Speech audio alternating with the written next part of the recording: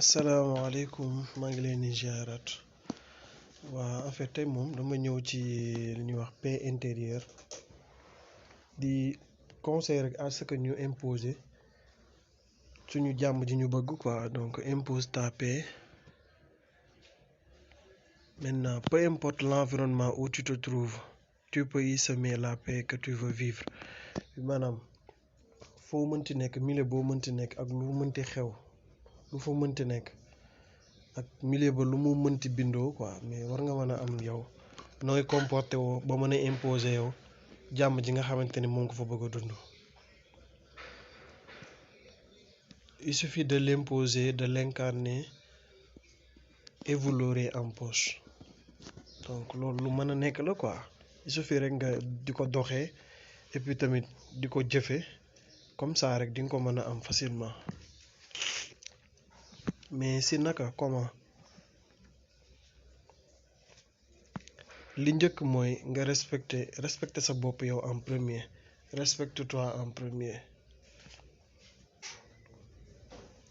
Faites tes devoirs qui vous lient des autres comme il se doit. Defal li nga xamante ni moom moo leen lié bu dee tey da nga nekk koo xamante ni contrat moo leen lié contrat boobu noonu day nekk loo xamante da nga ko war a respecter waroo ci bàyyi benn faay. Du question que ni rek moom dala alléger yenn yi dala permettre yenn yi lu nga xamante ni amul liaison ak contrat bi tax yow nga am possibilité di ko def non non parce que yooyu noonu au fur et à mesure ci la nit ki di yabee wala mu nekk di la si indil yenn problème parce que lan le contrat qui vous est lié auparavant vous ne l'avez pas respecté. Tant que yaa ngi respecté li nga xamante ni moom moo leen lié nga di ko def normal li ñuy wax naan faites tes devoirs avant de réclamer tes droits loolu mooy li nga xamante ni moom moo normal. Balaa ngaa réclamer say droit da nga war a def say devoir ba pare donc def say devoir nag mooy respecter contrat bi nga xamante ni moom moo la lié ak nit ki. Beneen bi stop mooy ayez confiance en soi que tout ce que tu dois avoir est entre les mains de Dieu. Nit ki tamit dafa war a gëm ni moom lépp lu nga xamante ni wërsëgam dafa day ñëw ci loxoom te kenn yoru ko ku dul yàlla donte nag day jaar ci ay nit pour mën a yegg ci moom waaw parce que tamit yàlla ñëwul fekk kenn mu taxaw mu jox ko la mu koy jox ci ay nit la koy jaarale donc c'est toute une procédure ba keroog muy yegg ci yow.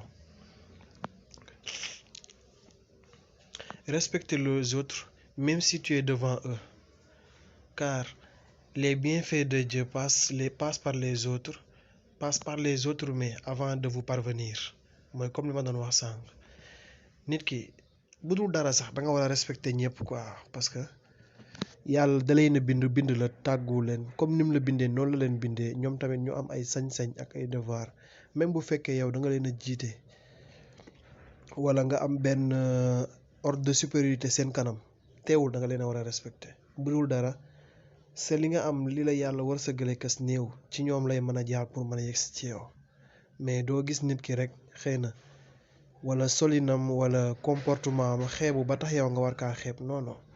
ak lu mënti xew ak moom nu mu mënti mel peu importe nu muy comporté woo façon de nu muy doxee da nga ko war a respecter même bu fekkee sax déggoowu leen ci kàddu wala déggoowu leen ci doxalin wala déggoowu leen ci liaison mais respect dafa war a am seen diggante ça n'a rien à voir ak moom comme nim la war a mën a gisee wala nooy comporté woo ñàkk fayda ci moom non non l'essentiel li war mooy da nga ko war a respecter quoi. C'est un délit de croire que tu ne pourras pas vivre en paix dans l'environnement où tu te trouves loolu déjà faiblesse psychologique la le fait que yow yaa ngi dem ci benn milieu rek nga ni fii moom xam naa duma fi mën a am jàmm déjà loolu rek yaa ngi créer sa bopp problème mais da nga war a gëm ni fii da nga fi war a mën a am jàmm ci naka mooy li nga xamante ni moo la fa yóbbu loolu nga war a xam d'abord nga xam ni yow mën kat tel lieu dama faa dem pour liggéey wala tel lieu dama faa dem pour jàng donc jëlal loolu nga teg en priorité. Benn bis topp mooy koo fa mënti nekkal ku mënti doon ku ne da nga ko war a respecter nga jox ko cëram li la war sa diggante ak moom nga mën ko respecter donc jàmm jooju noonu yow yaa koy imposer yaa koy dund ba pare donc paix da nga war a am jàmm intérieurement ba pare envers les autres mooy que ni yéene woo kenn lu bon genre pare woo tamit pour tonkonte ak kenn ci lenn ay détails yi diol ko tey ko nale à côté xamal sa objectif lan la nga viser ci loolu boo ko dee dunde noonu rek waaw foo dem di nga fa mën a nekk facilement mais pas da ngay gëm ni yow mi fii mënuma fi nekk donc damay xool feneen non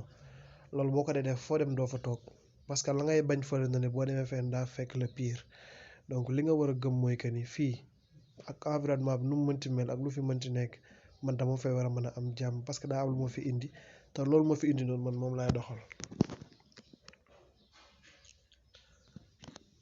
Car tu te condamnes toi-même et à Dieu ta liberté soo jàppee ni yow place bii nii man mënuma fi nekk rek donc yow yaa ngi condamné sa bopp quoi yaa ngi créer sa bopp ay problème et je te dis jàmm moom mënoo ko fa am quoi parce que yow sa jëm bopp amoo fa jàmm yow sa jëm bopp amoo jàmm amoo paix intérieure d'abord donc tu te bloques quoi merci.